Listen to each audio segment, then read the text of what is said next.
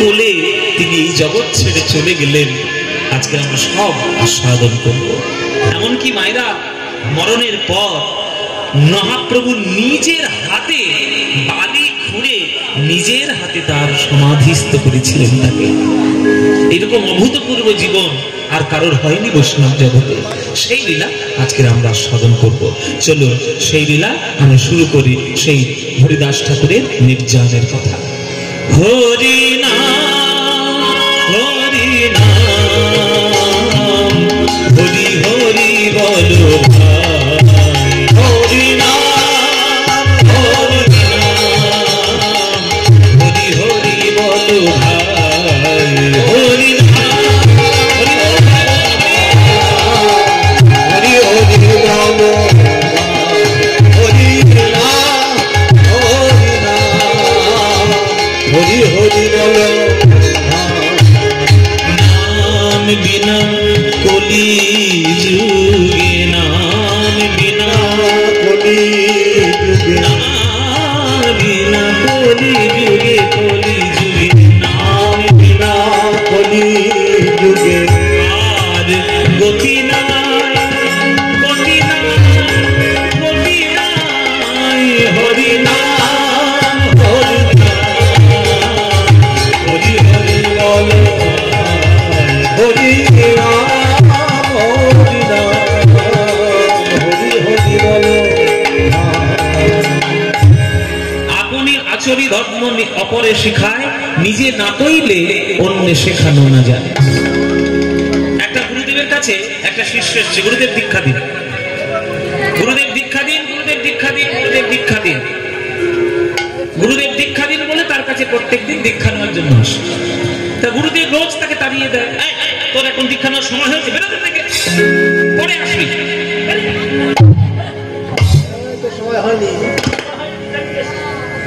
রোজ তাকে তাড়িয়ে।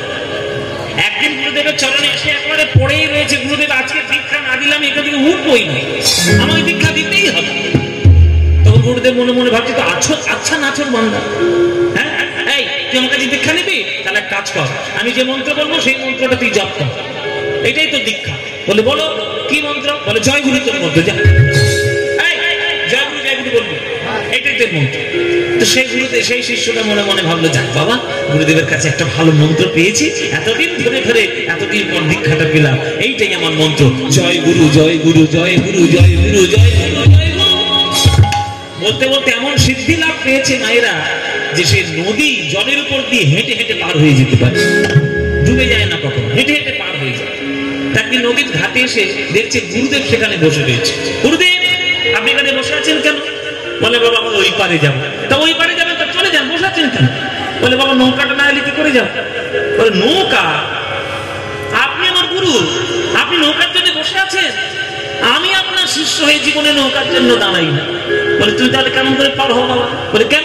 ওই যে আপনি মন্ত্র দিয়েছেন, মন্ত্র দিয়েছেন না জয়গুরু, ওই জয়গুরু বলতে বলতে নদী পার হয়ে যায়। সে কি কথা, জয়গুরু বলতে বলতে নদী পার হয়ে যায়? বাবা ওই দেখি আমাকে দেখাও দেখি কেমন করে পার হতে পারো। তখন সে দেখাচ্ছে জয় গুরু জয় গুরু জয় গুরু জয় গুরু জয় বলতে বলতে সে হেঁটে হেঁটে পার হয়ে গেছে। গুরুদেবের তো চক্ষু ছানা বড়া, সব বন্ধুস। আমি একটা বিরক্তির ছলে মন্ত্র দিয়েছি বা ঠিক সেইটা জপ করেছি আর ঠিক সিদ্ধি লাভ করেছি, জলের উপর দিয়ে হেঁটে যায়। না না, শুধু শিষ্যের কাজ আছে, এই গুরুদেবের মধ্যে জোর আছে। আমি গুরুদেব, আমার মন্ত্র কাজ করেছে, আমি এমনি এমনি গুরুদেব, তাহলে আমিও পার হয়ে যাই, কেন বসে থাকি শুধু শুধু? আমি পার হই, তাহলে জয়। আচ্ছা কি বলবো? ও বললো জয় গুরু, বললো না জয় গুরু, ওই বলেছি জয় গুরু, তাহলে ওর গুরু তো আমি, তাহলে আমার জয় ধরে দিলে আমি তাহলে নিশ্চয়ই পার হতে পারবো। শিষ্য বলে বলে পার হয়েছে জয় গুরু জয় গুরু জয় গুরু, আর গুরুদেব বলে বলে পার হচ্ছে জয় আমি জয় আমি জয় আমি বলতে বলতে যেই নদীর কাছে গিয়েছে আর গর্তের মধ্যে তুলে পড়েছে। শুধু গুরুগিরি বলালে হবে, নিজের জীবনে পালনটা করতে হবে। আমরা কেউ পালন করি না, শুধু লোককে শিখিয়ে বেড়াই। আমাদের সবার দশা তাই। দেখবেন স্কুলে গিয়ে কত মাস্টার রয়েছে, তারা ভালো ভালো কথা শেখাচ্ছে ছাত্রদের, কটা ছাত্র সেই কথা মেনে চলে? আর মাস্টারই বা কটা কথা মেনে চলেছে সারা জীবন? মেনেছে? এইটাই জন্যই আমাদের হয় না। আপনি আচরি ধর্ম অপরে শেখায়, নিজে না কইলে অন্যে শেখানো না যায়, আগে নিজে করতে হবে।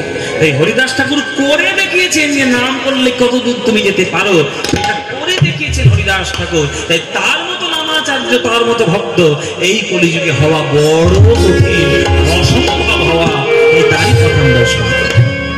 হ্যাঁ, গৌরাঙ্গ মহাপ্রভুর গুণের কথা বলে কেউ কখনো শেষ করতে পারে? এই যে অসীম সমুদ্র, ও মায়েরা এখানে যারা গান শুনছো, সমুদ্র কারা কারা দেখেছো? হাত তোলো।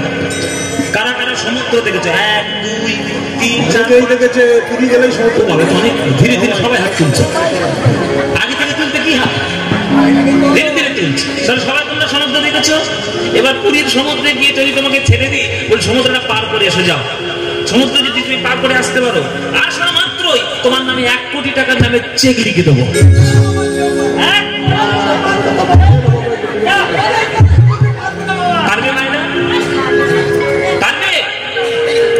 সমুদ্র পার হওয়া অত্যন্ত কঠিন, তবুও পার হওয়া যায় যদি তোমার কাছে একটা জাহাজ থাকে।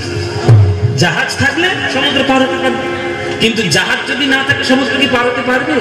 কিন্তু তত্ত্ব বলছে, শুনে নাও, একটা জাহাজের ক্ষমতা আছে এই সমুদ্রকে পার করে দেওয়ার, কিন্তু সংসার সমুদ্র এমন একটি সমুদ্র যাকে পার করার ক্ষমতা কোনো জাহাজেরও পর্যন্ত নেই।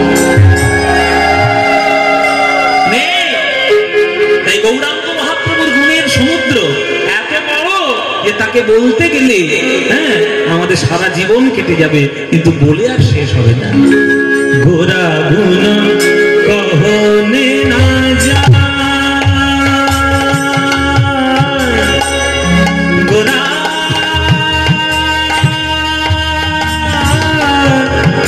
গোরা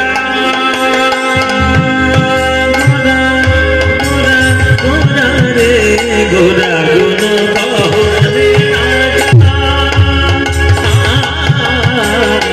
গোরা গুণ কহনে না যায়।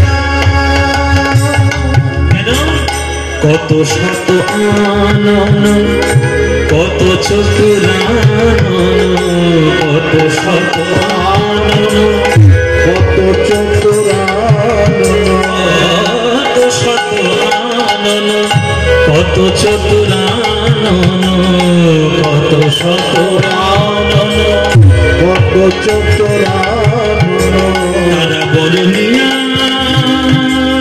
বরনিয়া বরনিয়া ওর নাহি পায়। ওর মানে কি? ওর মানে সীমা।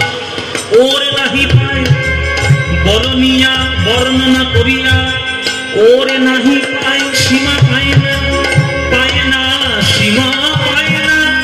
গৌরাঙ্গ গুণের কথা বলে তারা সীমা পায় না, এমন গৌর হরির গুণের সমুদ্র।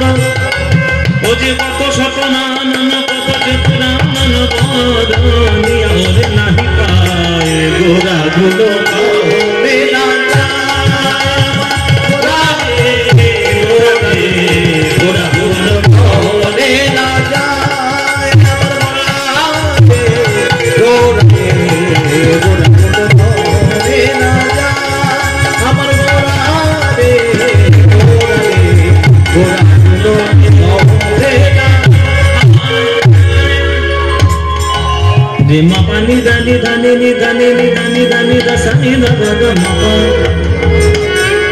দে রে মানি নি নি নি নি নি বাবা নি দা মা রে ধানি নি নি সা রে সা নি দা পদ মা পানি ধা পদ মা দে। গেমটা কত গেম হচ্ছে। রিভা ইগো অমিদ রে মা পানি ধানি পদ মা পদ মা দে, মামা পানি নিসা মা পানি নিসা রে নিসা মারে মগরে মারে মগরে মারে পগরে মগরে পগরে সাজে নিসা মগরে মারে নিসা নি পানি সারে নিধা পদ মপধ পগরে রে নিধা পদ মপ। এই পড়ে চলে কাম কটা হাত কটা পা কটা নাক কটা নাক একটা না দুটো দুটো মুখ কটা বল? দুটো হাত, দুটো পা, দুটো কান, দুটো চোখ আর মুখ একটা। আর সাহস দেখেছো? এক মুখে গৌরাঙ্গের গুণের কথা বলতে এসছে, এত বড় সাহস তো হলো কি করে তোর এত বড় সাহস? এই কত শত আনন, কত চতুর আনন। আনন মানে কি গো মায়েরা? আনন মানে কি? আনন মানে জানো না? আনন মানে হচ্ছে মুখ। তাহলে কত শত আনন মানে কত শত মুখ, আবার কত চতুর আনন। চতুর মানে চালাক, আর আনন মানে মুখ। চালাক মুখ না, হ্যাঁ চালাক মুখ না। এই যে চালাক মুখ না, এখানে চতুর আনন মানে হচ্ছে চার মুখ। চার মুখ কার মায়েরা? এতদিন গান শুনছো, চার মুখ কার? কোন ভগবানের, কোন দেবতা? হ্যাঁ, ব্রহ্মার চারটি মুখ। তাহলে কত শত আনন, কত শত শত ব্রহ্মা গৌরাঙ্গ গুণের কথা বলে তারা শেষ করতে পারলো না। আর এর এত বড় সাহস, এক মুঠে গৌরাঙ্গের নাম করতে এসছে। কত শত আনন,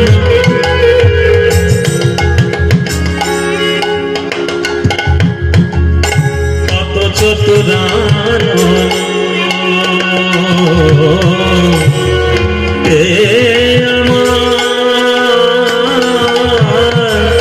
কত শত আনন, কত চতুরানন বরুণিয়া ওর নাহি পায় রে।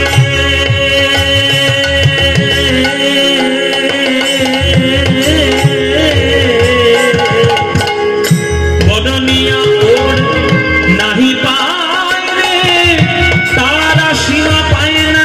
গৌরাঙ্গ গুণের কথা বলে তারা সীমা পায় না। তবু এত ভালো লাগে বলতে ছাড়ে না, এমন গৌরাঙ্গ সমুদ্র আমার।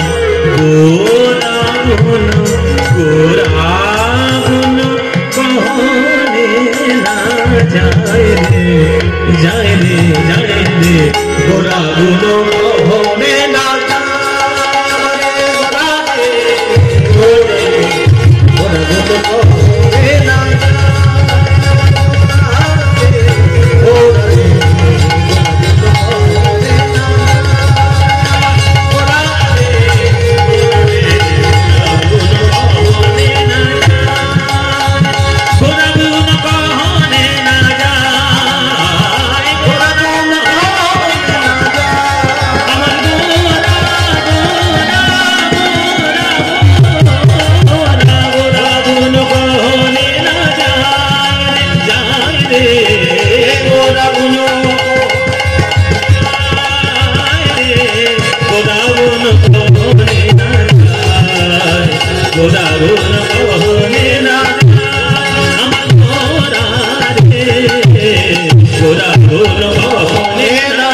গোরাগুণ কহনে না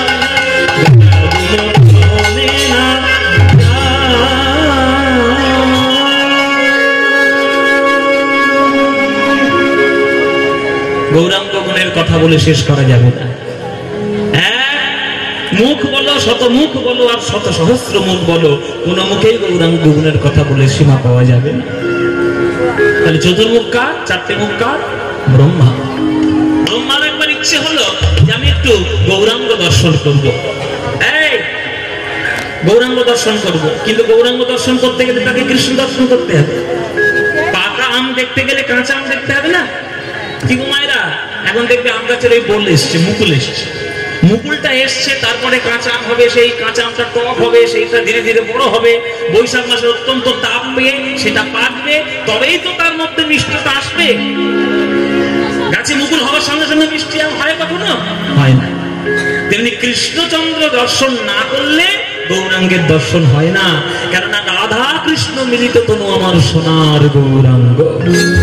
রাধা কৃষ্ণ একই আত্মা, দুই দেহ ধরি, অনন্যে বিলসে রস আস্বাদন করি।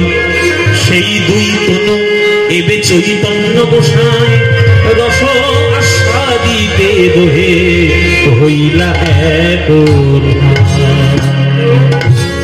চৈতন্য চরিতামৃত বলছে রাধা কৃষ্ণ দুজনে আলাদা আলাদা হলেও একই বটে, একটাই আত্মা। দেহ ধারণ করেছে। কেন? না, দুটো দেহ ধারণ করেছে এই কারণে, দুটো না হলে রস আস্বাদন হয় না। দুটো না হলে রস আস্বাদন হয় না। কিরকম? যেমন বাবা আর ছেলে না হলে বাৎসল্য রস আস্বাদন হয় না, মা আর সন্তান না হলে বাৎসল্যময়ী হওয়া যায় না, প্রেমিক প্রেমিকা না হলে যেমন প্রেম রস আস্বাদন করা যায় না, তেমনি রাধা কৃষ্ণ দুজন না হলে মধুর ব্রজমাধুর্য আস্বাদন করা যায় না।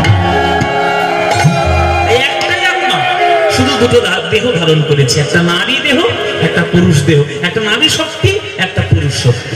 গোলক বৈকুণ্ঠ ধামে দুটো হলো, কিন্তু কলিযুগ যখন পড়লো সেই দুটো মিলিত তনু এক হয়ে সোনার গৌরাঙ্গ হয়ে আমার কলিযুগে নেমে